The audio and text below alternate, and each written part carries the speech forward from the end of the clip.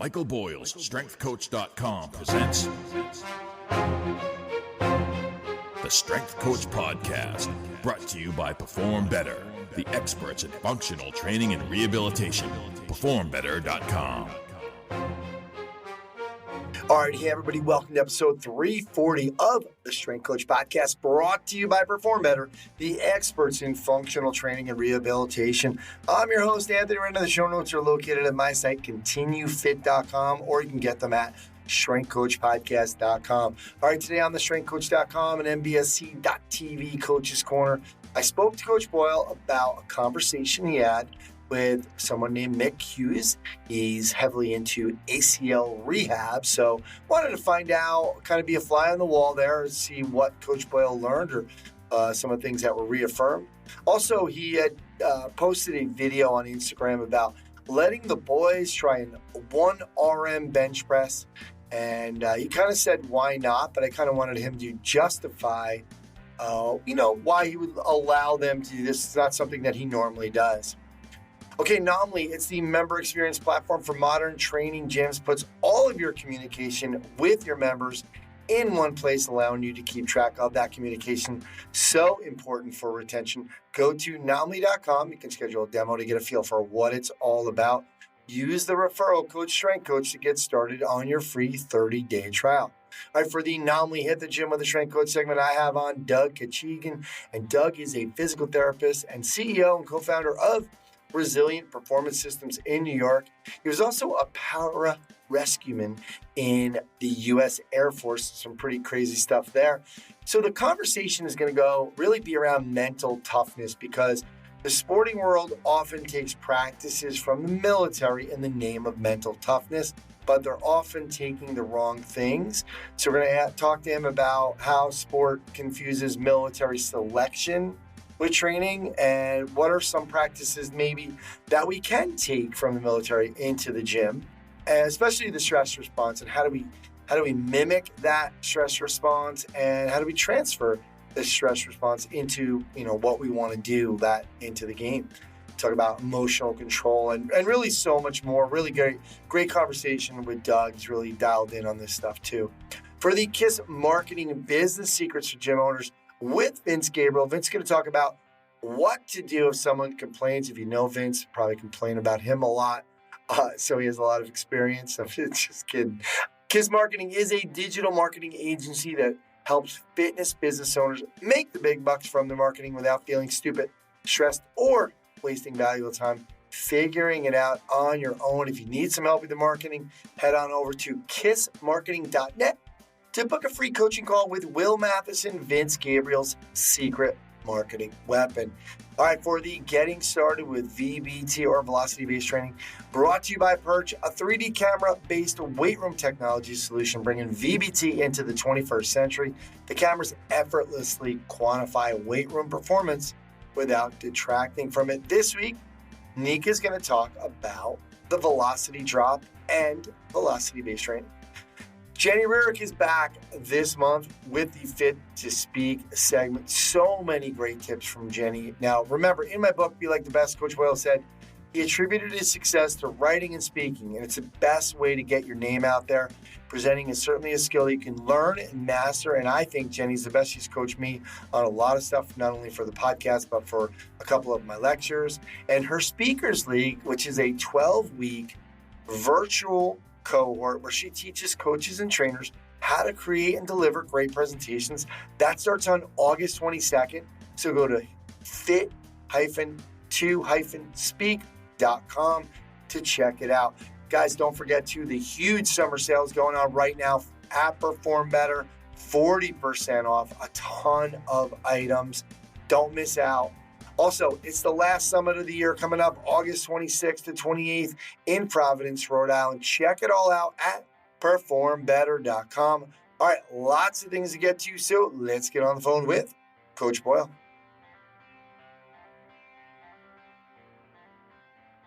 All right, now it's time for the StrengthCoach.com and MBSC.TV Coach's Corner with Coach Boyle. You can try StrengthCoach.com, the new StrengthCoach.com, for 7 days for free. Totally new format, user-friendly, same great forum as always. It's a place where top coaches in the industry come to connect and learn. Coach, how you doing? I am doing well, Anthony. I feel I got to come up with a new answer because I always say the same thing to you. But I guess because I always am doing good. Yeah, once in a blue. I think maybe like 3 times you were sick, maybe, and you're like, I don't feel good. But I think the rest of the time was. By the way, we don't talk about the weather much. It just reminded me of Mike Potenza, which I got on the phone with him yesterday. Mike is 16 years with the Sharks, no longer with the Sharks, moving over to basketball. Yes. And we spoke about that, he and I, probably a month ago. I think it's a really good move. I'll be honest, I felt to some degree a little bit rejuvenated when I went into baseball. It was interesting to have a new challenge, to go and look and think, okay, how am I going to be able to relate to different types of athletes? So I think it'll be really good for Mike in a lot of ways. Yeah, I do too. I'm excited for him. Positive. Yeah, and I think it's just like being able to transition and it's the same but different, right? I mean, there's just a different feel to it, and he's still going to be training. So, but they have a great team at Golden State. He was telling me about the team that they have and the amount of people that they have. It's amazing. So, should be a good thing for him. Yes, I agree. We got down a rabbit hole last time when I told you I was heading off to my stress echo or echo stress. I don't know which one's first, but I did it. And what cracked me up was the guy's like, I go, what, so tell me a little bit, like, what are we going to be doing? He goes, well, here's what we're going to do. We're going to strap you up. We're going to, do a little, take some pictures and then blah, blah, blah.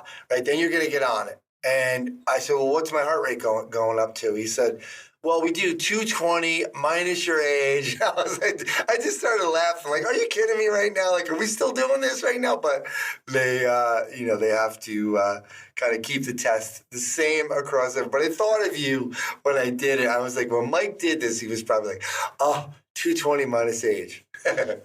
Oh, that's why. Yeah, I told you I went to 155, and they were like, "Wow, that's great." I was like, "I've been to 180. Like, I did 155 is not. That's not super stressful for me." And they kind of look at me like, "Whatever." Well, they wanted to do it at 140, so they got me to 150, and then took the sonogram again at 140, because you got to get off the treadmill, you turn over, and then they start doing the sonogram again. Yeah, so that's why mine was just a stress test, so it was easy for them at that time. I didn't do that. I didn't have to do like an exercise echo, so they would just. And then the other one that they did is at rest, where the one where they do in the MRI, you're not doing anything. They put a a catheter, a port or something in you, and then they zap you with this stuff that.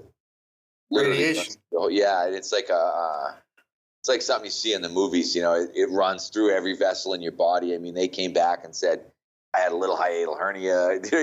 There's all kinds of stuff. They could see everything. It's crazy. Wow. I asked for that, the nuclear stress test, but they said no. So they said it was you don't really have any. There's no reason to give it to you, and there's too much radiation in it at your age to be exposing this when there's really no need to do it. So, but it was an interesting process. I'm still waiting for the results. So, but the good news was, I remember last episode you told us that they said, "Hey, Mike, stick around," and you were like, "What do you mean stick around? I'm good." Nobody asked me to stick around, so that made me feel better. Exactly. Coach, you gave the boys a 1 RM bench press on Monday. It's week 6. Why not? So I guess the why not is because you've been talking about like it could be dangerous and blah blah blah. So can you justify to doing this? Oh yeah, absolutely. At that age, I definitely can. I mean, I think if we were talking about. I don't know. If we were talking about entire football teams, do I want to 1 rep max everybody? If we got guys that are going to bench 450 pounds, whatever it is, maybe. I think it's like everything that we talk about. It's the risk versus benefit thing. I looked at these kids and think 0 risk. Young. I know I pick the weights. I know almost exactly what they're going to do. I write on everybody's sheets. Okay, here's your warm up. Here's what you do. So like the kids that we showed, Mikey went first, and it's like, okay, you're going to do 135 for 5, you're going to do 185 for single, and then you're going to do 215. The next guy goes, same thing, 225. Someone like my son Mark goes, he does 185 for 1, 225 for 1, and then 245 for 1. So, yeah, I think it's very easy to justify. I wouldn't feel the same way about deadlift. I wouldn't feel the same way about squat. I'm kind of in the middle on hang clean. I don't mind it as much because, again, if I'm looking at risk versus benefit, I look at squat or deadlift and think, what can go wrong? Well, what can go wrong is you hurt your back and you're out for a really long time. Not a good outcome. I look at the bench press thing and I think minute, like sliver of a chance that you could strain your pec. Other than that, almost nothing can go wrong if you've got a competent spotter. And we've done a bazillion of these without having a problem. So, yeah, I think in those particular situations, and to be honest, they're 17-year-old boys. That's the kind of stuff that they're going to try to do on their own anyway. So it's much better to keep them in a controlled setting where I'm picking the weights, where nobody's doing anything stupid. So I didn't think it was that big a deal, but I do want to put it out there because I want people to realize, hey, we're doing the same stuff in certain circumstances that everybody's doing, but we're doing it with a relatively carefully selected demographic. These are kids who have pretty good experience in the weight room and who've been handling heavy weights for triples. And it's like, okay, I mean, I know they want to see how much they can do for 1. They want to see how much they can do for 1. I think it's a relatively good and safe compromise. I like the idea as well of like them learning how to do this, because there are going to be times, obviously this is your son in there, but he's not going anywhere, but there might next summer, some kids might be, maybe they moved, maybe they're in a garage somewhere and they're trying to do this stuff and they've learned it safely. So it's not like you're doing it every week or it's part of the whole program. But let's talk a little bit about, you also tweeted, max effort is not always pretty. And you said, just FYI, this means 1 rep, not entire sets. And it might have a technical flaw. The last rep of a 3-rep set may be less than perfect. I don't condone crappy lifting, but I'm a realist. So you're still going to be okay, obviously, because the max effort sometimes it's about them getting it up there. Right, and that's where, because I had posted Mark's 3-rep chin up at 90, and it wasn't pretty. Rep 1 was pretty good. Rep 2, he squirmed a little bit, and rep 3 was like a triple pump to get over the bar. But again, I always say I want people to see Mike Boyle strength and conditioning and our athletes kind of warts and all. I don't want everybody to see this sanitized version where we try to think, okay, we're doing this for the gram kind of thing. We're going to put this on Instagram and I want it to be perfect. So I'm trying to give people the balance, but it was interesting, the reaction to the tweet. The tweet was about an Instagram video that wasn't attached to the tweet. And I think some people took that to mean, oh, yeah, you're right. If you're trying hard, it's not going to be pretty. And then I got to go back, and use my 142 characters or whatever it is a little bit better and say, hey, here is let's define what I'm talking about a little bit more clearly to make sure this isn't a pro CrossFit post. This is just a post about, hey, it's not always, every video is not going to be perfect. Every guy's not going to do everything exactly the way you want them to do it, particularly as the load gets heavy, particularly as you kind of hit the end of a particular training cycle. And I always think when you get to, our phases are 3 weeks. When we get to week 3 in that phase, we might get some 2s, if we're doing 3 reps. So we might get some misses. We might get some ugly 3s. There's a lot of things that we might see that are kind of part and parcel to kids pushing themselves hard. Athletes, I won't even say kids, but athletes are going to push themselves hard. And that may mean that some things will go out of the technical mastery or technical failure kind of behavior that we're looking for. But we do want you want to push that boundary to some degree at some time. You just have to be careful. And that's why I tweeted it again today. You don't want that to be a license for shitty lifting. I forget exactly how I said it, but basically, I said, 1 bad rep is good effort, and a lot of bad reps is shitty coaching, basically. And that's the way that I would see it. if you're looking, sometimes I look at stuff and think, wow, that just was terrible. Someone will post a video and every rep will be crap. And I'll think that's not good. But if I see a kid get, a set of 3 and 2 reps are really good, and then the third rep, you're like, that was a little shaky. But that's the kid going for that third rep. I like that. I think that's okay. So I think there is, and this, we've talked that you and I mean, how many of these talks have we had? 500? But this is sort of where the art meets the science. And I think sometimes people can get too caught up in but you said, it's like, yeah, I know what I said, but let's think about this for a brief moment as the artist versus as the scientist and say, okay, am I okay with somebody coloring outside the lines a little bit, or am I going to be insistent that everybody takes their time and stays within that circle all the time? I think you got to go a little bit outside the lines every now and then in order to make progress. Absolutely. There's some growth in failure, and obviously from the perspective of the coach and the lifter. So good stuff. Yeah. By the way, you can look at it and think, wow, I totally selected that load wrong like that. Wow, that was a really bad pick on my part. And that's a learning experience for the coach. So I think we talk about that all the time with our coaches, writing weights in for kids, looking and realizing, okay, is this kid, I got a little guy that's training with Mark and his group right now who's a freshman, going to be a sophomore, and I'm plugging in 1 1/4 for him, 2.5 pound jumps, because I know he's not going to make the kind of jumps that some of these other kids, he weighs 103 pounds at this point. He's a different guy than the other kids that are in that group. And I have to make sure I, keep my eye on the ball sometimes when I've got him going. Good stuff. By the way, it was 1 shit rep is great effort. Lots of shit reps is bad coaching. that was good. it. Yeah, there we go.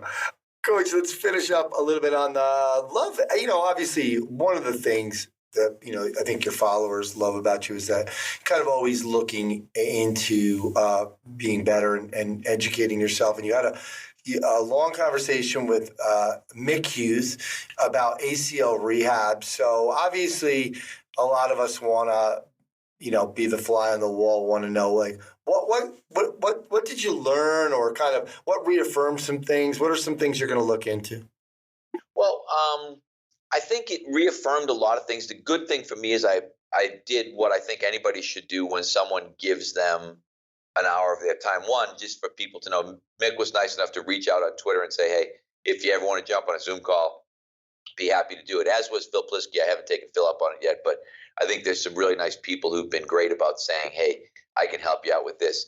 I sat down, I wrote a list of things with Mick. Okay, what am I concerned about? I wanted to talk to him a little bit about the open chain thing. And there definitely is a lot of evidence saying that people are going back in the return to play scenario with quad deficits, even though they're meeting the functional tests. So I think a lot of the physical therapists feel like, okay, we need to do that. And we talked about open chain in ACL rehab versus open chain the rest of the time with patellofemoral joint problems.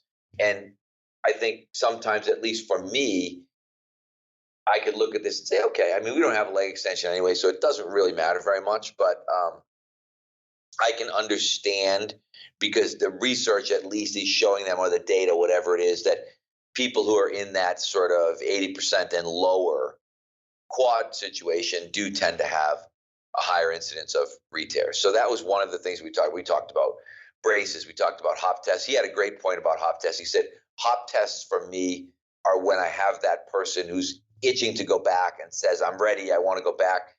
He said, I'm going to hop test that person to see if they really are ready. Whereas other doctors are using hop tests to decide if they're ready. Like, I look at Mark right now, he's at 5 months. I would be absolutely petrified to hop test him. Just me knowing where he is kind of on our plyo progression. And a perfect example, so Mark, my son, for those who are listening, did single leg hop and stick 6-inch mini hurdles. That's what he's up to right now.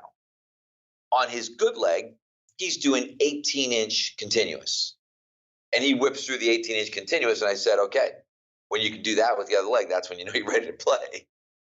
And so I think sometimes we get back then to the stuff that I've said and the stuff that Charlie has said in terms of rehab is just good training. ACL prevention is just good training. When I've brought Mark through all the progressions and I can look at him and think, hey, he can do everything that he was able to do before in the way he was able to do it before on his involved leg, then he's ready to go. The good thing for me is I have data because I know my patient before. And so we talked about a lot. We talked about patellofemoral pain. We talked about braces. Braces are coming back.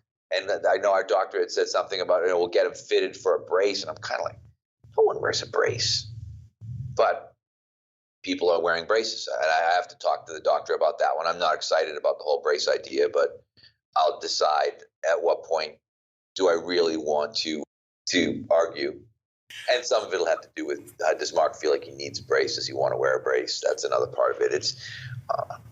It was just a quick 50 minutes. My question is, though, with the brace and with the leg extensions, okay, they're coming back, but are they coming back the same way, or is it, hey, it's a modified version, like you just said, okay, they lost the quad strength, so we're just going to do it in the rehab situation. After that, we're done. We can go, we can get that from our squatting, our lunging, our single leg stuff, whatever. And same thing with the brace. Is it using the brace in a different way, or is it like, hey, we're back to the brace? I think with the brace, we're back to the brace. In some doctors, I want them in a brace for the first year after they play again. So I don't know where my doctor is on that because I haven't asked that question. And we'll see. But with the leg extension thing, I think once you get that quad deficit made up, I don't think you need the open chain anymore. Their point, and it's no different. I mean, I like isolated rotator cuff work because I think it gets that external rotator strength, particularly up to par, up to where you need it. So I have no problem with somebody doing external rotation work, which some people might look at as non-functional. I guess they feel the same way about leg extensions. I've just never been a leg extension fan because even I always go back to myself when I was a lifter, never felt good. I could do squats forever. My knees didn't bother me. I did leg extensions. I'd ache under my kneecaps. And most of the people that I was rehabbing, but I wasn't rehabbing ACLs. I look at like a Cam Neely. We had a patellofemoral problem. We had a trochlear groove issue. He could not tolerate leg extension at all. So I think some of it is that we've gone 30 years without a leg extension machine, so it wasn't even a consideration. And that I have such a bias against it because of the patellofemoral piece. And that goes back, it's kind of like the Jill Cook patellofemoral, patellotendon thing versus the Mick Hughes ACL rehab thing. You have to realize they're very different scenarios. And even Jill, she's a big leg extension person, but she's also a big it can't hurt person. So if leg extensions hurt and you've got a patellofemoral problem, you're not going to do it. If you've got a patellotendon problem, they're going to do really heavy iso leg extensions, things like that. So I think it's listening to people and understanding going back to kind of the tool for the job question that we deal with all the time. And for me, it's about opening my mind and saying, okay, I understand like the leg extension thing for me. I'm like, seriously? People are doing leg extensions? But I have to be willing to listen and understand the rationale. Okay, here's why we're doing leg extension. This is what we found over time.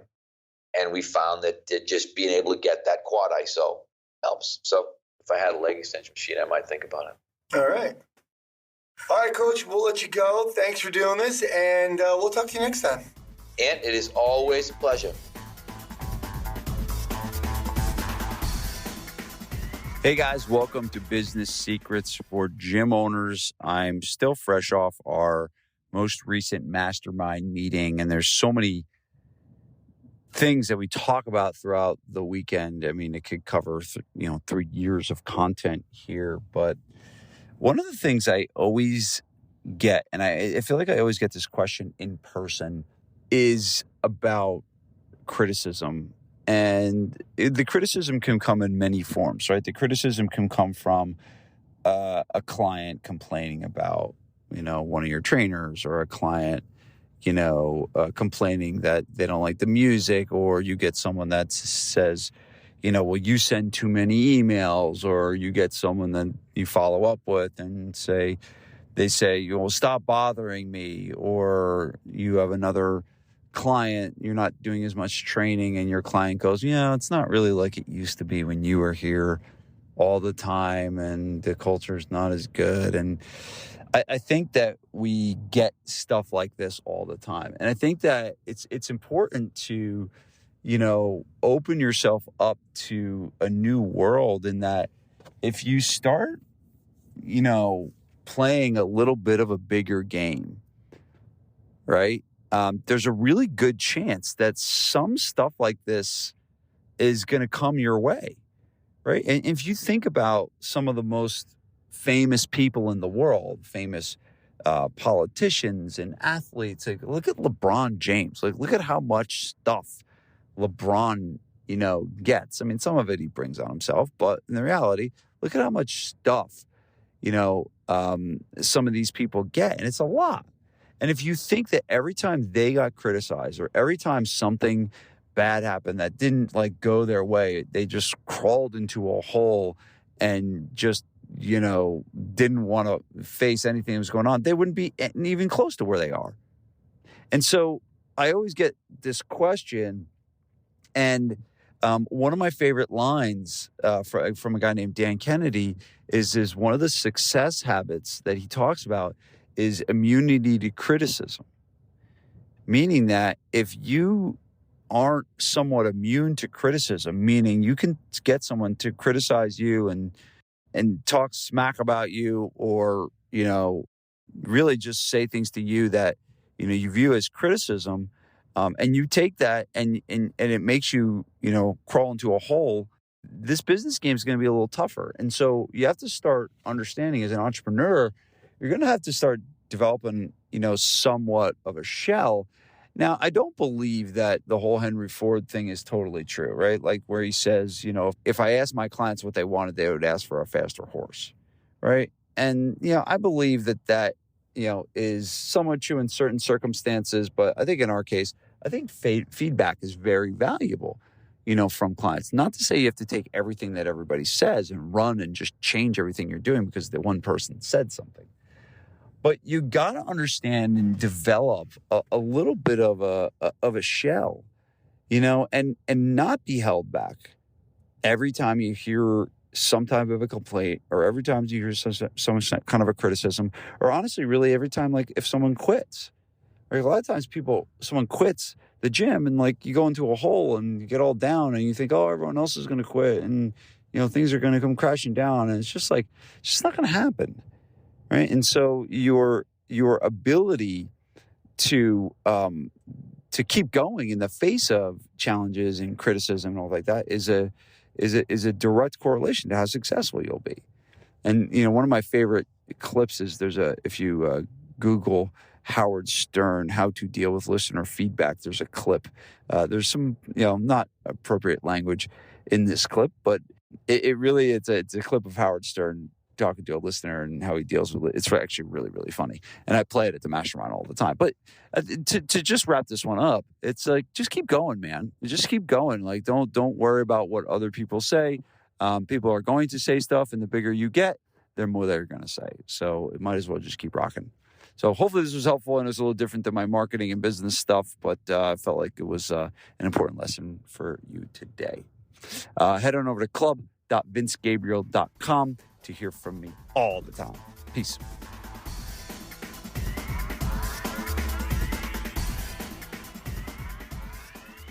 Hey everyone, welcome to Getting Started with Velocity-Based Training, or VBT, brought to you by Perch, a 3D camera-based weight room technology solution bringing VBT into the 21st century. I am Nico Willette, and I'm the head of marketing and education for Perch. In this new series on the Strength Coach podcast, we cover all things related to velocity-based training.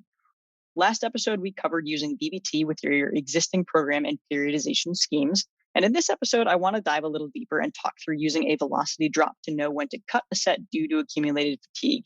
This concept helps us keep the goal when using velocity, and ensures that we stay within the known parameters for that specific goal for that specific day. Now, velocity drop programming is simple. It's basically just programming a set based on a velocity loss threshold instead of a specific number of reps. That basically means that you're performing a rep and then performing reps until the velocity drops below a specific set percentage. So for example, if a VBT device shows a velocity on rep 1 of 1 meter per second and a 20% velocity loss is prescribed, the athlete will perform maximal effort reps until the mean velocity drops below 0.8 meters per second. On some VBT devices, including Perch, this can actually be set as a goal, and the device will tell you when you've dropped below your desired percent drop threshold. So a red rep will show up instead of a blue rep, let's say. The science behind velocity drop programming is this. As an athlete fatigues, muscle fiber ability to generate force declines. This leads to unintentional decreases in force, velocity, and power. And if fatigue reaches a certain point, measured metabolically through lactate and ammonia levels, recovery time can actually become very long. Now, by monitoring fatigue through velocity drop, fatigue levels and recovery time can actually be reduced. This is done through programming sets with low or moderate velocity loss, and this will actually not reduce strength gains. Therefore, we can continue to efficiently progress an athlete without negatively impacting performance. Larger velocity loss thresholds between 30 and 40% will be closer to performing a set to failure and will result in greater muscular hypertrophy. And smaller velocity loss thresholds between 10 and 25% velocity drop result in greater strength and power and less perceived fatigue. Velocity loss thresholds around 10% are shown to be the most beneficial when competitions are close. And this is when developing muscular power is the goal, or in sports that require greater output, such as throwing events. These thresholds can also change a little bit based on the exercise. Now let's dig into what some of the science and research says here. So a 2016 study found this about a 20% velocity loss threshold training program. Using this threshold resulted in a similar squat strength gains and greater jump height improvements as an identical program that was performed with 40% velocity loss. So overall, the 20% velocity loss group performed nearly 40% fewer repetitions and did 36% less work than the 40% velocity loss group. And that 20% velocity loss group still saw similar or better results in their performance. So basically, the group that did less actually improved more. This research was further supported by a 2017 study where researchers found that professional soccer players that trained with a 15% velocity loss program saw similar improvement in squat strength and endurance performance. This, along with greater improvements in counter movement jump height over a group of players that trained with a 30% velocity loss program. So basically, the 15% velocity loss group improved more than a 30% velocity loss group and still ended up doing less work over the duration of their training program. Ultimately, the research on velocity drop programming suggests that at worst, velocity drop programming results in similar strength gains with less work performed, and at best, improvements are greater despite significantly fewer repetitions and significantly less perceived fatigue. Again, VBT can be effective without getting deep into programming with it and just using it for a feedback tool to increase motivation and effort, but it can also be an effective way to monitor fatigue and regulate load through methods such as velocity drop programming. That is it for today. Thank you for listening. And if you have any more questions about VBT or want more information and special deals, head to perch.fit/strength coach. That is perch.fit/strength coach. Thank you so much.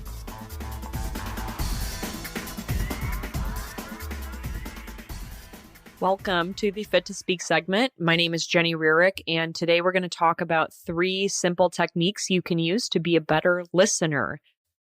There are really 2 reasons you need to be a better listener. Number 1, people have the information you need in order to be effective at your job. Number 2, when you can truly listen, you get to experience the very best of each person you come in contact with. So what are those 3 techniques? The first technique is called paraphrasing. Paraphrasing is when you repeat back to someone what you heard them say, but in your own words. Let's use an example. Say you're having a conversation with a prospective client and you ask them about their exercise history. They tell you about how they played sports in college, but now they have a demanding job and they've really struggled to get into a consistent routine. They had a physical a few weeks ago and their doctor expressed concern about some of the numbers that came back on their blood work. This was shocking to them, and now they feel desperate to get back to being active. after listening to them tell their story, instead of going straight into telling them what's worked with a few of your other clients who have similar stories, you paraphrase. You might say, well, it sounds like you're no stranger to being active. So what you're saying is that you've been active the majority of your life through sports, but your job leaves you very little time for you to stay consistently active without feeling like you're taking on too much. You recently got some blood work and it's not heading in the direction you want. So you're here to talk about what type of program we can set up to get back to being active without you feeling like you've just added one more thing to your plate. Is that right? There are two main benefits to paraphrasing. Number one, it proves to the other person that you were in fact listening because you're repeating back to them what you heard them say. Number two, it creates space for you to respond instead of react. Usually we're just waiting to say something as opposed to responding to what that person has just said. When you force yourself to add in the step of paraphrasing, you're more likely to follow it with a message that's connected to what they just told you. So technique number one is paraphrasing. Technique number two is to look like you're listening. I mean this literally. The next time you're talking to someone, bring your attention to how you look. If you were in their shoes, would you see a person who looks like they're listening? Or are you checking your phone? Are you looking around the room? Are you interrupting them to say something about yourself? Or maybe you're physically angled away or turned away from them.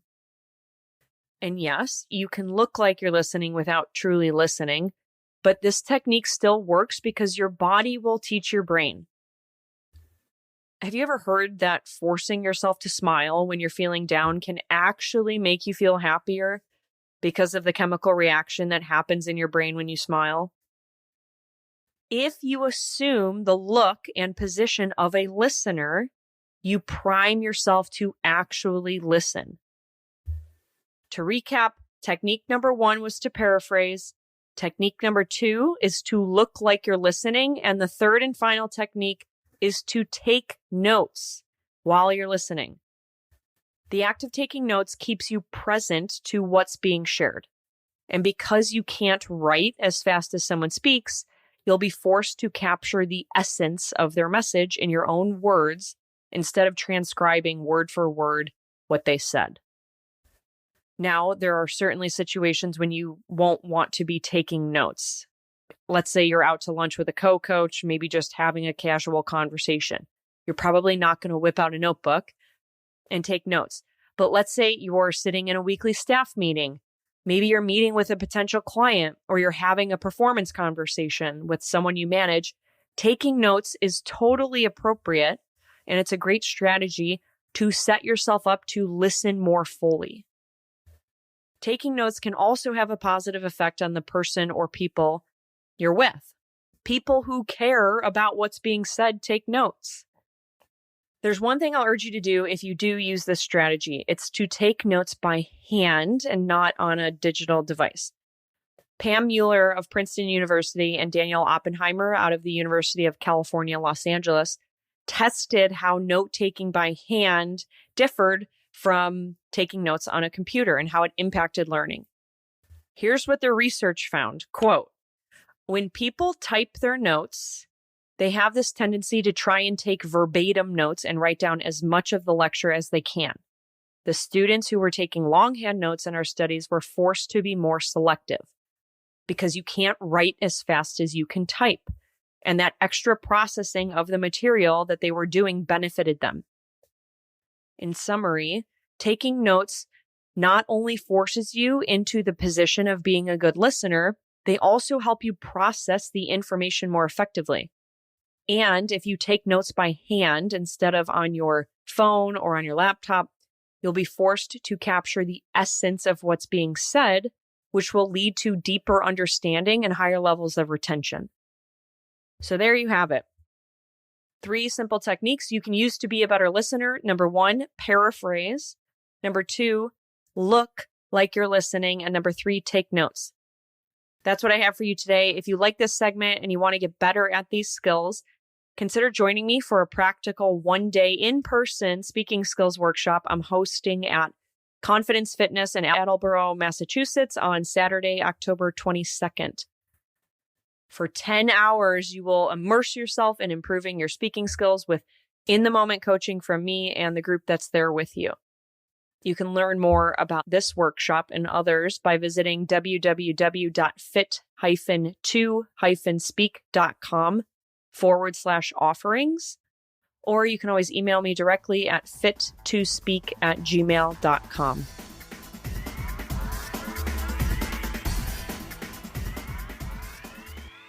All right, now it's time for the Naamly Hit the Gym of the Strength Coach segment, brought to you by Naamly, the ultimate retention tool designed specifically for fitness coaches and gyms to help your members stay longer and pay longer. Go to Naamly.com, schedule a demo, get a feel for what you can do with this incredible tool. Use the referral code Strength Coach to get started on your free 30-day trial. All right. Today I have on Doug Kechijian, and he is a physical therapist and CEO and co-founder of Resilient Performance Systems in New York. At Resilient, Doug provides patient care and advises organizations about medical and performance staffing, program development, and injury risk mitigation strategies. Now, before beginning his sports medicine practice, he was a pararescueman in the U.S. Air Force, where he was deployed throughout the world to help provide technical rescue capability and emergency medical care to U.S. and allied forces. I will say, quick note, that these guys are the real badasses. If you don't believe me, read Warriors Creed by his good friend Roger Sparks. Amazing book and pretty intense. But Doug is a national certified paramedic with advanced training in emergency trauma and wilderness medicine. And in 2015, he was selected as one of the U.S. Air Force, their Outstanding Airman of the Year. Pretty high honor. So, Doug, thanks for coming on, brother. Thanks for having me, Anthony. Excited to chat. Yeah, it's funny, too. I was telling you earlier, I didn't realize, when the first time I think that we met that you had been pararescue, but then, it's funny when your name pops up when I'm reading Comfort Crisis by Michael Easter, and you trained him for that and a couple other things.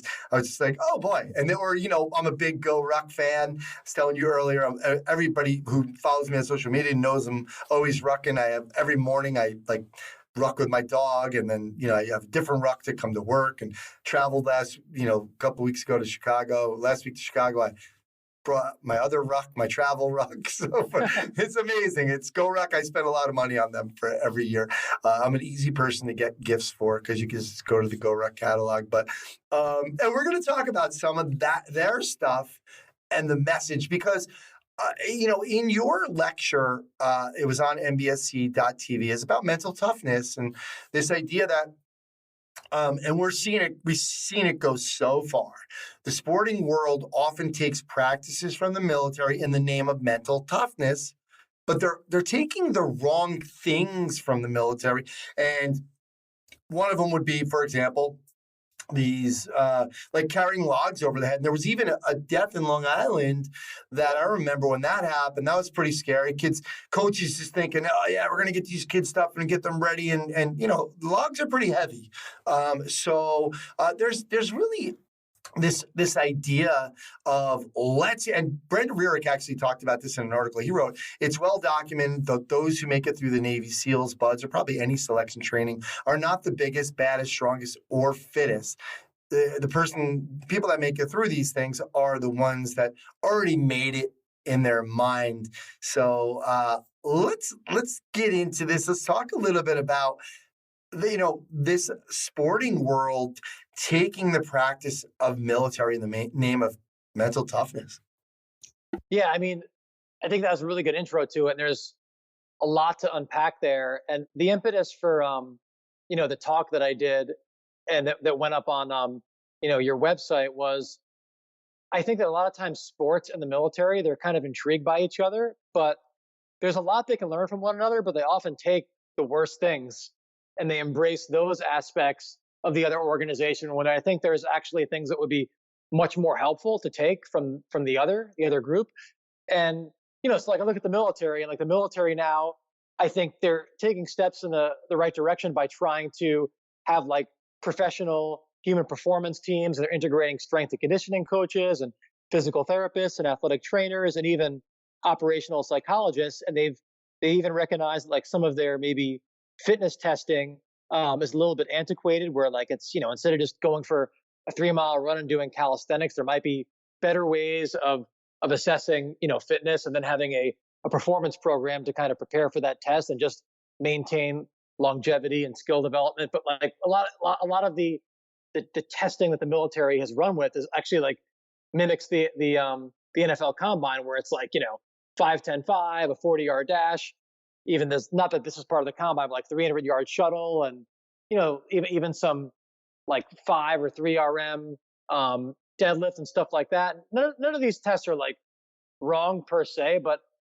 it's like even in the NFL, some of those tests aren't that predictive of how an athlete or a football player is going to perform on the field. So then to take a special operations unit and have them run a 5-10-5, it's like, what are you really looking to achieve with that? But again, because the military is intrigued by professional sports, it's like, well, if the NFL is doing it, we should do it too. But they don't ask why the NFL is doing it, and does it even work in the NFL? So I think that, while it's well intentioned, like they can have better fitness testing, and they can and should have performance programs. You don't necessarily need to mimic it after the NFL or professional sports, because you have to work backwards from what your mission is, and that segues into what the sporting world is taking from the military, where the sporting world, I think, looks at the military and thinks, okay, well, they really have the psychological aspect down, because you have people, particularly in the special operations community, who are they're largely selected not just for their physical aptitude, but for their resiliency, psychological aptitude, ability to buffer general and specific stress. So just like the military takes some of the NFL combine tests and says, let's make that part of our assessment, our physical assessment, the sporting world takes, what goes on at like BUDS or different special operations selection programs and says, well, let's do some of these things to make our athletes mentally tougher. And that's why I created that presentation, is because I think there's a lot of things that the sporting world can take from the military that would be a much better use of their time than just saying like, let's try to mimic what goes on at BUDS or pararescue selection or Ranger School, and then have athletes that play football or basketball or baseball do that. Because you made the point, and I think with a lot of this stuff, you could either do something that's just has no effect at all and is really just more of a waste of time. You could do something where you copy what another organization does, and it could actually help you and make your program better, or you could do things that make your program worse and put people at risk. And that's, I think, a lot of what's gone on in the sporting world. As you mentioned, the case in Long Island, where there was a football team that was trying to mimic SEAL training, probably in the name of cultivating mental toughness. And it's well intentioned, right? Like no high school coach is trying to like kill their athletes. Like even if they want to make them quote unquote tougher, I think they're coming from a good place when they do it. But in this instance, these athletes, these football players were lifting logs over their head. Somebody, the log, they couldn't support the log over their head. The log fell on one of the football players' heads. He got a traumatic brain injury and died. You see some of that, like there was, some athletes have gotten heat exhaustion, and their athletes have died of heat exhaustion in the name of kind of cultivating toughness. So I think that not only are these practices that the sporting world is taking from the military not helping, they're actually like hurting people. And that's why I'm kind of so passionate about it. So when we talk about mental toughness, you have to define it, because I think it's this kind of ambiguous thing where people, they say it and everyone kind of assumes they know what they're talking about and that they're talking about the same thing, but a lot of times they aren't. So I kind of look at mental toughness as, can you execute whatever, in the context of the sporting world, can you execute your sporting skills under psychological duress? And so in other words, like if you have an athlete who, like for example, they're a 90% free throw shooter in practice, but then when they go into a game, they're a 60% shooter. Like the physical act of shooting the free throw doesn't really change when you're in a game or in practice. You're still shooting from 15 feet, but your ritual of bouncing the ball the same number of times and where you release the ball and the backspin you put on the ball, like that doesn't really change when you're in a practice scenario or in a game scenario. What does change is there's a lot more psychological stress. There's more at stake, and the mind can play tricks on you. So Like, how do you create environments where, the difference in your skill execution in a physically or psychologically stressful environment and a not so stressful environment, how do you make those two things look really close and minimize that disparity? That's kind of like, I think, what we're really shooting for when we talk about mental toughness. And the way to do that, like for that basketball player in this example, like running around with logs is not going to make that basketball player better at shooting free throws when the game is on the line. Running around with logs is not going to make the offensive lineman less likely to jump off sides on fourth down. And the other thing to remember about mental toughness is it's context specific. So, like people could look at some of the things that like I might have done in the military and say, wow, that's really tough. That required mental toughness. But I was also, once I was selected, I was trained to do very specific things. And our training was sufficient such that like I felt confident doing those things, even in what people would consider a stressful environment. But if you took something that I wasn't trained to do, like I can't throw a baseball 90 miles an hour. I probably couldn't even throw it 70 miles an hour. But so if you took me and just transported me onto a pitching mound in Game 7 of the World Series, and you were like, you've got to go pitch to, like an all-star batter, like Aaron Judge, right? Like my stress response would probably be even higher than it would be if I was executing a mission in a combat environment, because I'm trained to execute, or I was trained to execute a mission in that combat environment. I am not trained. I am not prepared to pitch in Game 7 of the World Series. And my stress response, if you were to, like I said, transport me onto, into Game 7 of the World Series in the pitcher's mound, my stress response would be a lot higher in that environment than in a combat environment. So I think if we're talking about mental toughness, like the context is very important, and you only cultivate mental toughness by having some kind of a specificity component. And I think when the sporting world takes, some of these like military special operations practices and tries to emulate them, they're doing things that are so far removed from actual sport or skill execution that I don't think it has much carryover. So I think for the most part, it's like largely a waste of time. And in some cases, it's actually hurting people. So I don't know if that kind of answered your question, but I think it's a good starting point for where we want to go with this. Yeah. There's 14 more things now that I want to kind of talk about. Like it is interesting, and I don't want to go into it yet, but this idea about how do we transfer this idea about stress response, right? So, but before we do that, I want to, you talked a little bit about it with sport confusing military selection for these different armed forces with training, right? Yeah. So, it's this idea about building character versus revealing character, and military selection is not military training. So can you give us an insider's view into, okay, then Doug, why do they do the log carrying? So give us a more of a insider view into like what they are doing and what are they trying to extract through this whole process of selection? That's a great question, and that's a very important distinction, because when sporting organizations look at the military, typically what they associate with the special operations community in particular are the selection programs. And selection is much different than training. Selection is about identifying candidates, identifying talent for follow-on job-specific training. You don't need to do that in sports because you can watch people play and you can determine based on their game film or metrics that are much more related to the sport that they're good at the game, right? In the military, like the reason why, special operations candidates run around with logs and crawl through mud and get sleep deprived is because you can't take an untrained person and, give them a gun and have them parachute into a foreign country and have them execute a mission.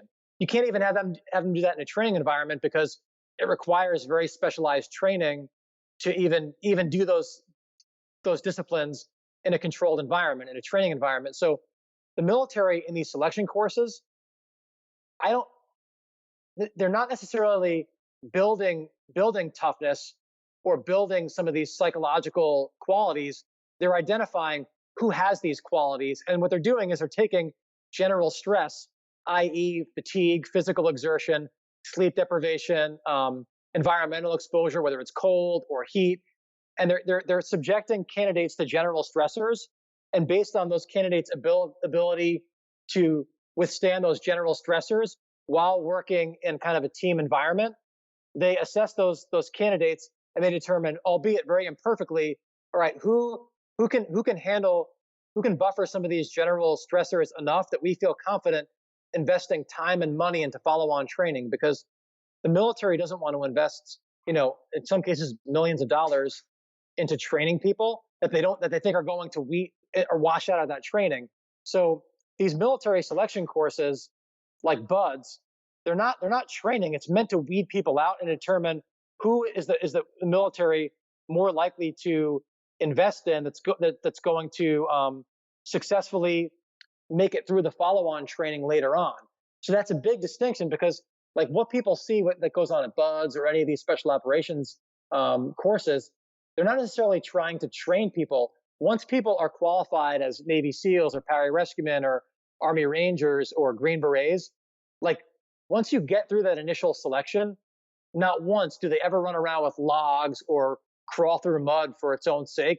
Everything they're doing is related to their job. So if it's a SEAL, they're doing, CQB and shooting, and pararescue, we're doing technical rescue and medicine. Like I never, after my initial training, ever had to run around with logs or railroad tracks. You do that again. It's a way to kind of weed people out to determine who's going to be able to withstand the stressful, more job-specific training later on. But a lot of times, again, the sporting world romanticizes the selection, what goes on at selection courses, not realizing that what goes on at selection courses has very little to do with training. It's actually designed to weed people out, to identify the candidates that are going to be able to successfully complete the job-specific training. And like I said, in the sporting world, you don't need to do that, because you don't need football players to crawl through mud to determine who's going to be good at football. You can actually watch them play football. And I think that's the piece that the sporting world misses. And if they really wanted to learn about how the military prepares for these stressful environments, they would watch what happens after people make it through these selection courses, because that's where they can learn a lot about systematic training and training under stress and preparing people for these high stakes environments. But what goes on after selection looks very different than what goes on during those selection courses. Yeah, it's interesting, because now it's got the wheels turning about what does this idea, like, okay, so your definition is, can you execute your sporting skills under psychological duress? And so if we take the military and we try to say, do some of the rescue, like you got to get trained for rescues. Now, number one, they're going to teach you all the regular skills, so you know them like the back of your hand. But then how do they throw that stress in? Because that's another question that I think the sport coaches and the strength and conditioning coaches are going to ask. How can I make the environment as close as possible to these stressful situations in a game? How do they do it for you? Because there's nothing like true enemy fire, or when you're trying to save somebody. How do you get to be close to this psychological duress? Yeah, and I mean, the thing is, strength coaches actually already know how to do this. I mean, it's progressive overload, and it's programming, and it's working backwards from what you need to do. So if we take like parachuting as an example, like ultimately in a military freefall school and military freefall qualified parachutists in the military, like the goal is to be able to get somebody to exit a plane at a high altitude, sometimes as high as like 20, even 30,000 feet on oxygen at night, and be able to control the canopy and, like sometimes be half hour or longer under canopy and get to a place where they can land and then like execute their actual mission, and do that as a team and maintain team integrity and land as a team all in the same place. So obviously, like, you don't start out doing a high altitude, high opening jump for your first jump. Like the way the military freefall school works is you start out, and before you even exit an aircraft, you work on the proper flying position in a wind tunnel. So it's basically like you go into this enclosed area. They have a giant fan, and it simulates skydiving in a controlled environment where you can work on your body position, work on flying with and without equipment. So even before you've jumped out of the plane, you're somewhat comfortable with, or how am I supposed to fly my body in the air? And then you have classes on how to control your canopy. You even you hang from a harness and you work on, they even have canopy simulators and stuff like that. So it's not quite the real thing, but just like they do with pilots, they have flight simulators where you can somewhat mimic the movements that you need to fly a canopy or fly an aircraft, again, in a controlled environment where you're not going to get hurt if you make a mistake. And then, your first jump that you do, you jump with an instructor. And the first skydive you do in the military in the free fall school, an instructor is holding on to your jumpsuit. And your only real responsibility in the first jump is just make sure you pull your ripcord at the right altitude and fly your canopy to the ground. So you're not really responsible for that much in your first jump. The idea is it's your first jump. It's kind of a scary thing to do. All you've got to think about is just pull your ripcord at the right altitude. And then you start jumping during the day. And then once you get comfortable jumping during the day, you jump during the day, but now you have a rucksack and you have equipment attached to your body. And then when you get comfortable with that, then you fly at night. You do it, you exit the aircraft at night, but with no equipment. And then you do it, an exit at night with equipment. And now you're jumping at night with equipment, but with a team and doing different canopy formations. And then you would increase your altitude. So it's really just this progressive overload where you start, you always, just like with training, you want to be training such that your body's homeostasis is disturbed, but not so much that you overwhelm the ability to recover and kind of and grow from that. So it's just stress in a controlled environment, progressive overload. And that's how it works with jumping, with doing some of these rescue scenarios that we did. Once we get, we complete our medical and our technical rescue training where it's just in a very controlled environment, then we do scenarios where, you might have to treat one patient at a time, and then two patients at a time, and then three patients at a time. And now you're throwing in, enemy fire and enemy tactics. But the idea is you're just kind of starting at a lower level of stress and you're building it up until you're simulating what will go on in an actual mission. And obviously, you're not going to use real bullets and shoot it, you're not going to shoot an opposition force with real bullets in a training mission, but we have what's called simunitions, where they modify your firearms to shoot kind of what's essentially a higher velocity paintball round. So you still, these things, it hurts when you get hit with them. And so you can't be complacent. You can't be lazy like you can with blanks. So you still have to utilize the right tactics, the right team integrity to react to these threats while you're treating patients. And, again, you do these things, you do it day, at night, in various environments. You even introduce, you introduce your own casualties into the scenario. So it's hey, you're treating a patient. Well, now guess what? Somebody from your own team got shot. Now you have to treat them. So now, you thought you were going to have to do this mission with four people. Well, now you only have three. Or they'll do things where the team leader, the person who's in charge, they might become incapacitated. So now the next person up has to train for, has to assume command. So you're basically you're trying to think of all right, what are all the things that can go wrong within reason? And you actually rehearse those scenarios. So it really just comes down to rehearsal and trying to simulate as best you can what goes on in that stressful environment. And there's ways in sports that you can do that where, in basketball, it might be, okay, doing, 3-on-2 or 4-on-5, where now you have one less defender and you have to react to that, even though that might not go on in a game scenario per se. Just learning how to be adaptable. Steve Magnus has written a book about this, and he talks a lot about this. In his track and field practices, he'll basically do things where he'll give them an unknown workout where they have to go hard and be competitive, but they can't pace themselves because they don't know what the full workout is. And so that's kind of what ultimately you're trying to prepare for, is how do you deal with uncertainty and chaos in sport? And you can introduce uncertainty into a practice. You wouldn't want to have every practice be totally unknown and chaotic, but you want to introduce chaotic elements into your practice so that athletes don't become robotic and they can only respond when things are totally predictable. And that's essentially what the military does, is they start out kind of more predictable, doing things in a more repetitive type of way.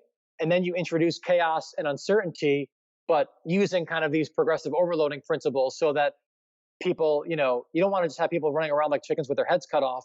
You still need to conform to your procedure and your tactics and the things that you've briefed, but you also want to make people uncomfortable and force them to improvise. So it's very much an art. I mean, there's a science to it too. You want to be systematic, but that's where, a good coach comes in. That's where a good training officer or a good training NCO comes in, because you have to balance the art with the science, and you want to develop skills and develop confidence without overwhelming people all the time. Yeah, and it just the comparison I started to make though was, I love the chaos thing, because I think, and we're going to go there in a second, because I think we strength coaches can employ that, because what I was hearing though at the same time was some of the skills you were learning, really that's out of the scope of what the strength and conditioning and fitness pros are going to be doing with their clients, right? And I think that's where sometimes we might get frustrated, or coaches might get frustrated. Like we want to be part of that, but really it's the training that's really going to make the biggest difference from that perspective, from that stress response, that psychological duress. But you know what I mean? Like, so I feel like the training you got was also like, that's kind of like in a sport, some of the skills training. So same idea. Like I remember Bill Parcells when he was a coach for the Giants, he was like, had them at Giant Stadium, and he got these, like, he made, while they were practicing, they had to practice during, like, it was like they had all this like fake fan noise, like cheering and response and boos and stuff. So he's able to do that. But was there anything in your training? Now, again, I love this chaos idea, because if you get kids in there and you have training, they don't know how long it's going to be, or they're kind of in the dark about some things. That now can start to be something we can employ. But what are some things maybe were you able to employ, or they employed, the military, to help you with some of these things with physical training? So, and I think this is where strength coaches can make a huge impact. You need to be really good at the basics. So, everything is a derivation of the basics and the basic skills that you actually have to perform in your job. So if we're talking about, like, in the context of strength and conditioning, a lot of what's going to make an athlete appear, a lot of times it can be very difficult to draw this like hard distinction between psychological and physical preparation, because it's really all the same thing. There's never like, you never have the physical without the psychological, and vice versa. But if you want to make, people are generally more confident and exhibit less of a stress and an anxiety response when they feel prepared for something. Like imagine, the difference, your stress response, if you had to give a speech, if you had multiple weeks to prepare for the speech and you'd rehearsed it, versus I was like, hey, Anthony, like, I know, you didn't even know you're going to give a speech, and we're at like, we're in a big room, and I'm like, hey, Anthony, like, you've got to give a speech right now. Sorry, I didn't tell you. And you didn't even know what the topic was beforehand. You've got to give a speech on a topic that you know nothing about in front of all these strangers. And I'm just telling you right now. And oh, by the way, it's in 5 minutes. When you're more prepared, that psychological, that stress response is going to be a lot lower. And you're less likely to be overtaken by anxiety, where now there's going to be less of a discrepancy between what you're able to do under ideal conditions and what you're able to do when there's more sort of noise around you. And so with strength and conditioning, it's like, what do these athletes physically have to be able to do?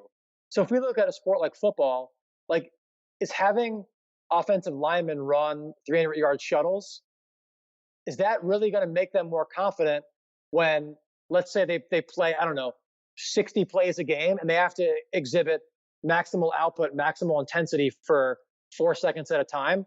Like, I'm not saying you can't do things that are maybe more aerobically oriented, that aren't totally specific, but at least before they go to training camp, like, have them do things where they have to, perform at maximal effort, maximal intensity for 3 or 4 seconds with the work rest ratios that mimic what they would do in a game. So they know, like, when they go to practice or play in the game, like, at a minimum, I at least feel like I am physically prepared to do this. So now they're relying more on, like, their skill and their execution. But the goal of the strength and conditioning program, and even like what I do as a physical therapist, is when I hand somebody over to a sport coach, I want that athlete to feel like there's no physical limitation that prevents them from displaying their sports skill.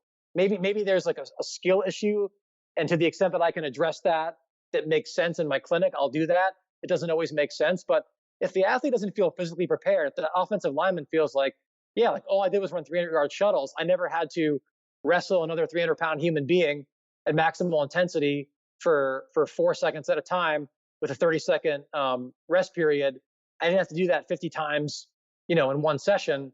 Like, if you didn't end up if your ultimate, like, end of your program doesn't mimic those worst ratios and that specificity, how is the athlete supposed to feel physically and psychologically prepared? So we can make this stuff really mystical, but if you stick with the basics and it's like what goes on in sport, and then you just try to figure out, like, all right, what do these athletes ultimately have to do?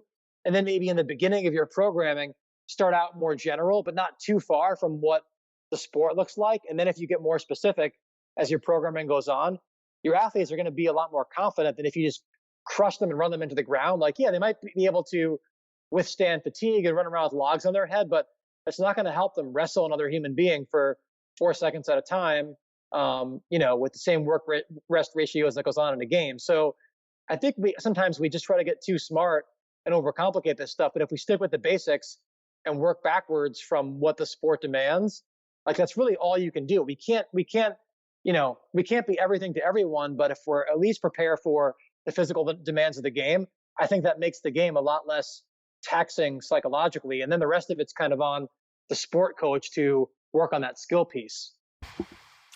Absolutely. And one of the things that you had said in the lecture reminded me of a golf drill. And I wanted to kind of look into this idea about, can we truly transfer this stress response? You were talking about, okay, getting the heart rate up and then having them shoot some foul shots, right? Because, what are the things that are going to happen when we get stressed? Maybe there's a heart rate that goes up. There's maybe our palms are getting sweaty. We're getting a little hot. So I remember there's a guy, Brett McCabe, who's a golf mental coach, actually. And he was talking about having some of his golfers do some exercise, let's say for 15 seconds, and then go and putt. Because now they're a little shaky, and it's kind of mimicking this stress response. So my question is, how do you feel about that idea, and can we mimic that stress response, or is it really going to be like we have to get even closer game time situations? Yeah, and that's tough, because even though physiologically, like, if you look at a race car driver and looked at their average heart rate, when they're on the track, I don't know a ton about race car driving, but I know that it's pretty high, and it'll probably mimic what goes on in an aerobic event. But their heart, even though it might be beating at a comparable rate to what goes on like in an endurance event, it's beating at a different rate for a different reason. So, when somebody goes to putt in the Masters, right, and it's like this putt determines who's going to be the champion, their heart rate might be pretty high, but their heart rate is high because of the psychological stress, the fear of failure, all of the what ifs that could be going on in their mind. It's not high because they, just ran a 300-yard shuttle and then had to putt. So, I mean, conceivably, it's more specific, if you're trying to mimic that, to have an athlete putt with a higher heart rate and do a physical task beforehand. But I still think that misses something, because you're not creating the same sense of urgency, and you're not creating what makes that athlete have that anxiety response, that psychological stress response. So I still think that you need to try to create situations where that athlete feels that sense of urgency and that sense of importance, whether it's even obligation to their teammates. Like, if I miss this foul shot, I'm going to let my teammates down. And that's where I think it takes more creativity in a practice situation. Because, I've seen that too. People do that with even in the military with shooting, where it's you run around and you shoot to get your heart rate up. And you might in a combat scenario have to run behind cover and then shoot. So I think that does have a specificity component in the military, but I'm not saying it's not going to help to have somebody doing a putt to run and get their heart rate up and then putt. But I think that it's still missing something. And again, I'm not a golf coach, so it hasn't been my job to figure out how do we really develop that level of transfer. But ultimately, you have to get really close to the game. And the reason why that athlete is having that heart rate go up, whether it's on the racetrack or when they're putting, it's a little bit different than just getting their heart rate up because of physical exertion. So I think that doing stuff like that is a start, but I think that we also need to do better. And admittedly, it's very hard. I mean, I think this is the missing link in sports. It's there's plenty of people that can perform well under ideal conditions, but then when they play in a game, when there's that anxiety response, that stress response, where it's more quote unquote psychologically driven, they aren't able to execute as well. And if this was easy, everybody would be doing it. But there's definitely a lot more that we need to do better when it comes to bridging the gap between like practice and the actual game. And admittedly, like I don't have all the answers, but you have to work backwards from the game and try to mimic what makes the game stressful as best as possible. But also, I mean, the better you are at putting, the lesser that anxiety or that stress response is going to be when there's going to be a meaningful putt, right? Because like if you know that, you can hit 99 out of 100 foul shots in practice, you're going to be more confident with the game on the line than if you were a 60% foul shooter in practice. So I still think that it's helpful to be able to do these skills repetitively in kind of a less stressful environment and be really good at it and know that it's virtually automatic. Now you can try to add more elements to that. But that's why, going back to the last question, like if you don't have the basics down under ideal conditions, you're not going to rise to the occasion when the game is on the line and when it's a lot more psychologically stressful. So you need to master those basic skills and those mechanics when, under more favorable conditions. And now you can add more complexity and more chaos in a practice environment by trying to get the heart rate up, trying to introduce some different, cognitive demands. But if you don't have that foundational basic physical execution, you're like, no matter what you do from a psychological standpoint, it's not really going to help you that much. So you need to have all these things and have a holistic program. I don't mean to be evasive, but it's like, it's really hard to say like, here's what you should do, because there's just so many variables. And that's why like, I don't think we've really tapped into this quite yet, because it's hard to do. Yeah, I absolutely agree. And it's funny that you were talking about that, because I remember kind of an aha moment for me was I caddied in the 1996 U.S. Open at Shinnecock for a local club pro. And, we went out Monday, we played with Tom Kite.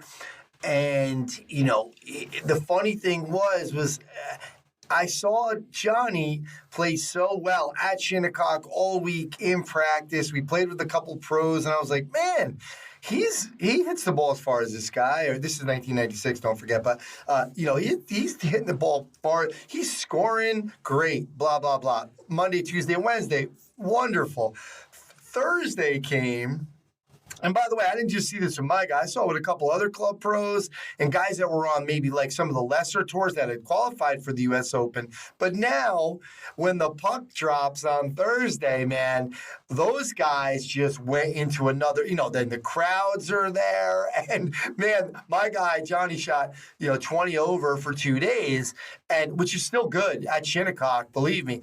But, like, nowhere near. But, like, it's funny, when you looked at the skills, I feel like 95% of these guys who are on these lower level tours, some of these high level club pros and the guys on tour, some of them, I think there's like 5% of them are in another world. John Rahm, right? All the maybe obviously Tiger and a couple of the other guys, but the rest of them are they're right there, and they're just missing that one component.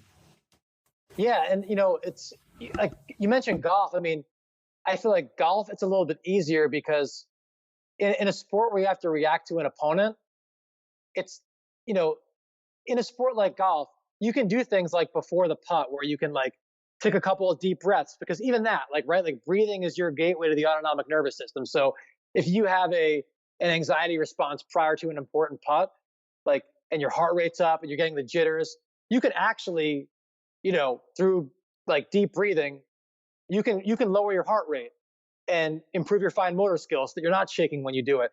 You can do things like visualization, where like, part of what I think people mean when they talk about mental toughness, I think a lot of times it's really a synonym for focus. Like when the military talks about mental toughness, it's, can this person execute the mission no matter what's going on? They can drown out the noise, right?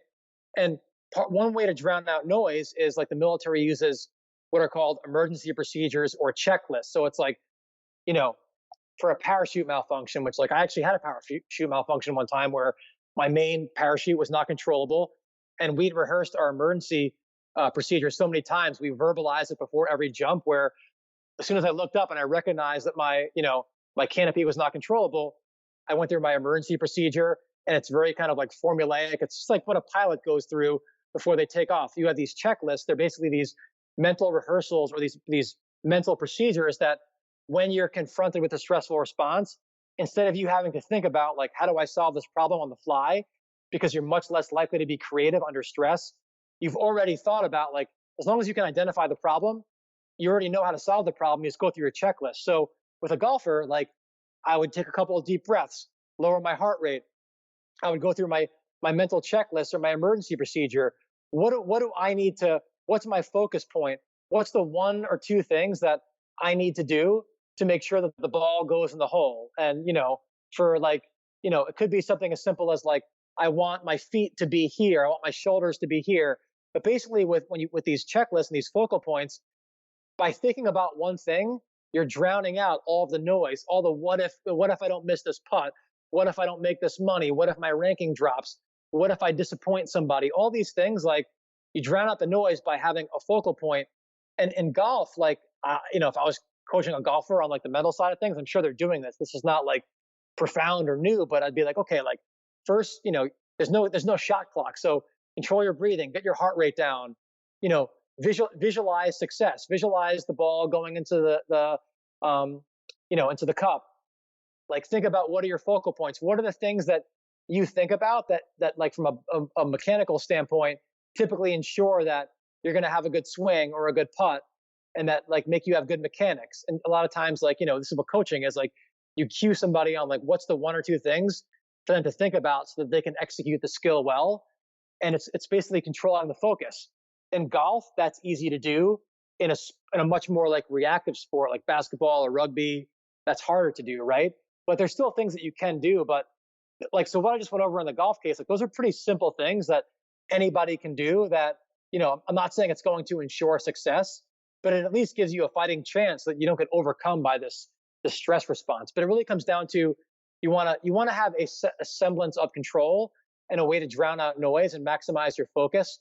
And by things like, breathing and visualization and having checklists and focal points, that's how you can drown out some of this noise to, mitigate the potential for the anxiety and the stress response to overwhelm your skill execution. Love it. Love this idea of drowning out the noise and as well as like controlling that focus. Not only good for sport, but just really good for life and when things come up. Let's say one more question about this idea about transfer. And I personally only take cold showers. Like I don't use. So, I got into it a couple of years ago and I had Scott Carney on who wrote the story about Wim Hof. So maybe like 3-4 years, the only time I use the hot water is in the middle of the shower if I'm going to shave. So, but I learned some stuff from Brian McKenzie was talking about, when you first get in, really don't be like, sometimes there's this urge to like not scream, but like to kind of go with that adrenaline. And just talking about, you can help control your anger and really, this is really emotion control, which again, you were talking about earlier, is that, you get that cold shower, you get that breath and you just kind of control it like an ice bath. Same idea, that this can help as well kind of transfer when we do have that adrenaline, because that's what's how you're getting this adrenaline response and you're controlling it through breath, really not just kind of in real time. What are your thoughts on that? Well, in the context of like, you're saying the applicability of like cold or, I'm just trying to make sure I want to know what question you want me to answer. I guess transferring this idea of this practice of, okay, I'm not in a stressful situation from the perspective of whether it's a game or on the plane or, but I'm in the shower in my home. Will that, your thoughts on, I know you're not. Yeah, totally. So, I mean, ultimately, like, if you want to be prepared for something, the best way to be prepared for it is to do that thing. Now, I think that there is some carryover to like the ability to, maintain composure under general stress to a specific environment. But the thing with cold is, I'm not saying like it's easy to endure cold, but when you're in the cold tub, like your only goal is like, okay, I just want to be here and not panic. You don't have to execute anything. The difference in sport is not only do you have to drown out like that kind of emotional or physical discomfort, but you have to execute a skill. So I think that, like, we talked about when we were offline before we started recording, like Michael Easter's book, The Comfort Crisis. Forgetting whether it's going to transfer or not to your sport, I think it's a good idea just to be like a healthy human being, to do things that make you somewhat uncomfortable and like learn how to maintain your composure and your poise. And I know that like the cold stuff is like really popular because, to withstand the cold and not panic and not succumb to that physiological and anxiety response, you have to do certain things to maintain your poise. But like really, and it's somewhat meditative, right? But like anything can be meditative. Like even, like some of the breath holding stuff, that can be meditative. Doing your normal, let's say like aerobic work while you breathe through your nose, that can be meditative because now you're like, you have this panic urge to breathe. It's easier to breathe through your mouth and through your nose. So like there's a lot of ways to kind of like put yourself in uncomfortable situations and do things that force you to, have some kind of like emotional control. Cold is one way to do it. I think that, so forgetting like whether it transfers to sport, I think that again, to be healthy, like everyone should do something at some point in their lives or have some kind of like a routine where on a somewhat regular basis, they're doing things that make them uncomfortable, that force them to maintain their composure.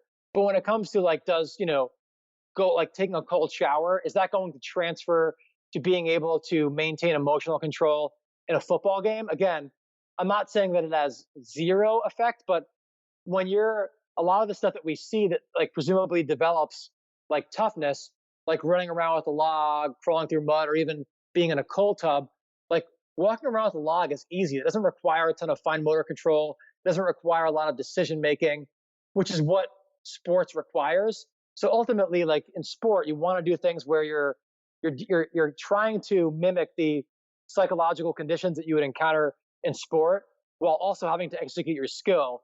When you're in a cold tub, all you're really trying to do is not panic. There's no skill component. So, and the military has done some research showing that like the ability to withstand general stress, i.e. cold, sleep deprivation, fatigue, does have some carryover into, job specific, combat specific skills, but you still need to do the specific skills to know if you're really prepared. So I think it's a start, but I wouldn't do these things because, you're hoping that they're going to make you better at your sport per se. I think that just like, the whole comfort crisis idea, I think that doing something that makes you uncomfortable on a somewhat regular basis is just like, it's just healthy. Now we could take that too far, but I think, we live mostly comfortable lives. So doing things that, kind of disturb our homeostasis, including our psychological homeostasis, I think is going to be, just good for our health in general. Absolutely. I love that answer. I agree 100%. I think, I personally, by the way, everybody should read The Comfort Crisis. It was my favorite book of 2021. And it kind of helped me, like, it was really more of a reminder to kind of keep doing the harder thing all the time. And it does make you feel better, believe it or not. But the one thing, I think it's a good segue, actually. And two of my favorite, that was my favorite book of 2021. I actually love a lot of Michael's other stuff. If you follow him on Instagram, he's great. Just so for everybody to know, Doug actually does his training program, and he did it in the book for if you read the book, the expedition that he was going to go on. And so but Michael had a message recently, and I think if you didn't read the book, you're not gonna, fitness professionals are gonna roll their eyes. It's no pain, no pain. He feels it's kind of bullshit. He feels like you have to go through some pain. But again, I understand where he's coming from because I read the book. Same thing with Go Ruck, my favorite company. I told you I'm wearing this ballistic trainers, the pants. I have a Go Ruck hat on right now, all my bags, blah, blah, blah. But one thing I don't like is this idea, one of their mottos is seek pain. Now, I think the only reason why I don't like it is because I understand it. I use it by saying more or less to say, hey, take the harder path when you're training. It's gonna do you good. Get out of your comfort zone.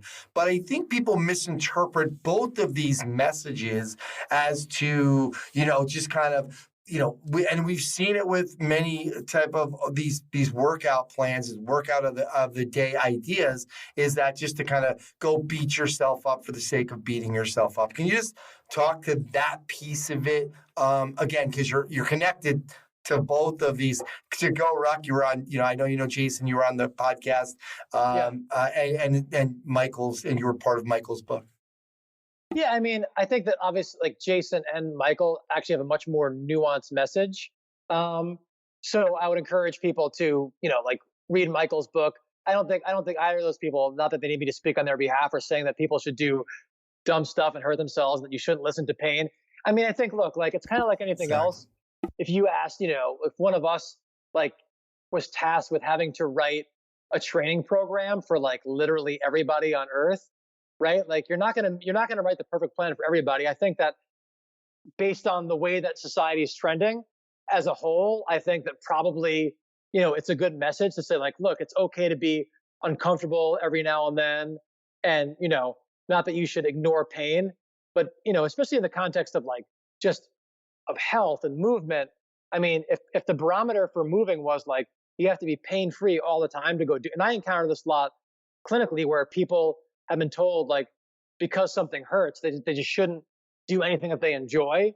That has its own consequences, like giving up everything in your life that brings you fulfillment because something hurts. So for me, it's more about risk mitigation.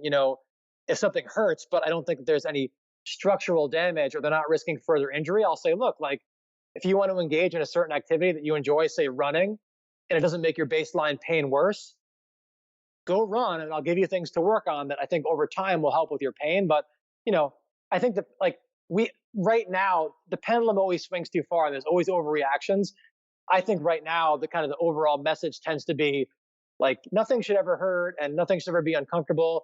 So I think for a lot of people, the message, that maybe what you stated as far as what Michael and Jason might say, even though that's a very watered down version of their message, I think that actually is helpful to a lot of people and does empower them. But obviously you could take that too far where, you're saying you should ignore pain all the time. And, this idea that the body has an infinite capacity to adapt to anything and that it's unbreakable. And, there's no such thing as overtraining. I think the whole idea is just avoid these extremes. And the truth probably lies somewhere in the middle. And depending on who you're working with and their history and their own personal psychology, different messages are going to resonate with them and help them more than others. And you've got to figure out, especially if you're a coach, what is the athlete going to respond to? Because there are some people that do need a little bit more of a kick in the ass. And there are some people that need to be held back from themselves. And that's the art of coaching. But overall, I don't have really any problem with saying that it's okay to be uncomfortable from time to time. I just wouldn't want people to take that to an extreme. And I think most people probably don't even have the capacity to take that to the extreme because they're going to self-regulate and shut down before they go too far. But I think overall, what Go Ruck has done is they're really trying to build a sense of community and get people to do things that are, they're really, for the most part, rucking, which I think as an alternative to other forms of exercise is a lot safer and probably a lot more effective than some other, what people might identify as hardcore exercise general population programs. So I would just encourage everybody to kind of think for themselves, do their research and figure out ultimately what is it that you want to do that's going to make you fulfilled and try to find the program that suits you. But, don't ignore all pain, but some pain and discomfort is also necessary for growth, and just try to figure out what the right balance is for you. Absolutely. Yeah. This whole, like I said earlier, just the Go Ruck and the way they're, building that community, they're doing some great stuff. So I absolutely love almost everything they're doing. So but for me, I'm a little older, so some of it could be a little too much. So I have to kind of draw the line. But you got to start the Masters division. There you go. Yeah. So, but good stuff. Doug, thanks so much for coming on, man. I'd set the 53-minute mark. Geez, like we talked about earlier, we're probably going to go.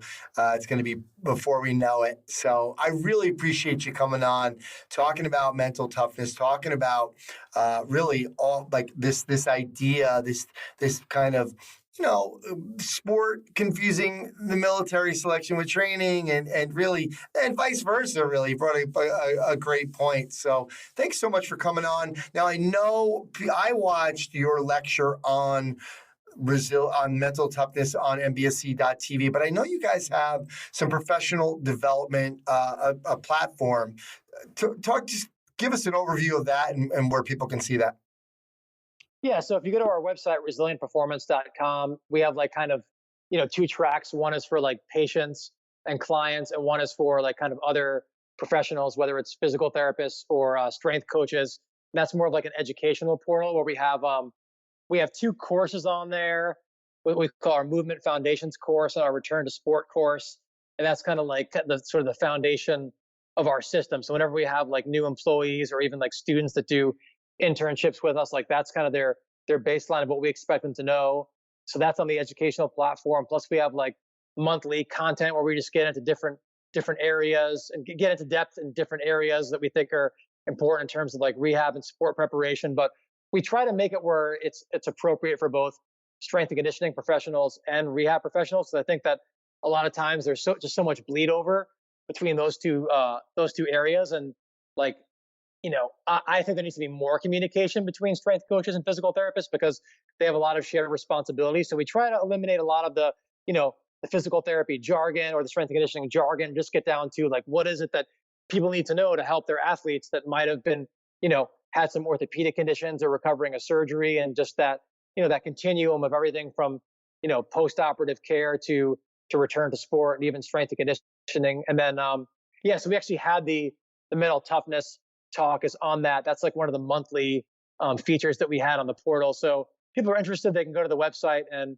learn more about it. But just trying to offer the field kind of some of the same, trying to broaden the field like you have with everything you do at strengthcoach.com and give people options, especially when it comes to that return to sport and that kind of gray area between physical therapy and what we would classically consider strength and conditioning. Love it. I'll make sure that we have a link to that as well. So Doug, once again, thanks for coming out. Really appreciate you sharing your knowledge on this stuff. Yeah, thanks. It's a fun chat. I definitely don't have all the answers, so it needs to be more conversation so we can get down to what I think is one of the most important frontiers here in sports.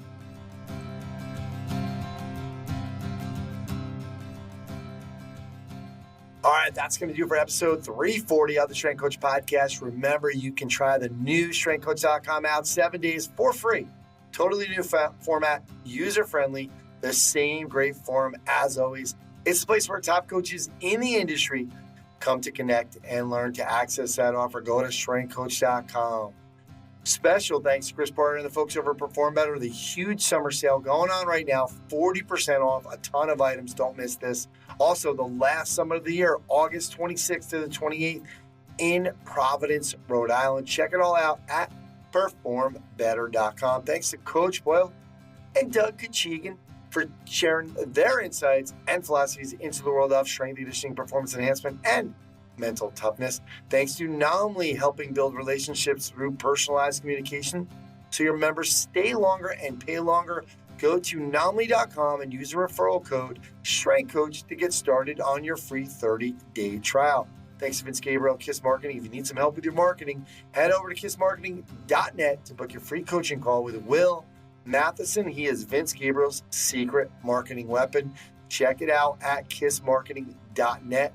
Thanks to Nico Willett and Perch. Perch is a 3D camera-based weight room technology solution bringing VBT into the 21st century. Head over to perch.fit/strengthcoach to find out more about it. There's some great videos there showing the cameras and how to use it. Thanks to Jenny Rurick of Fit to Speak. Remember, her Speakers League 12-week virtual cohort is going on starting August 22nd. Guys, check it out at fit-to-speak.com. All right, my name is Anthony Retta. Check out the show notes at continuefit.com. That's going to do it for this episode. Thanks again, and I'll speak to you next time.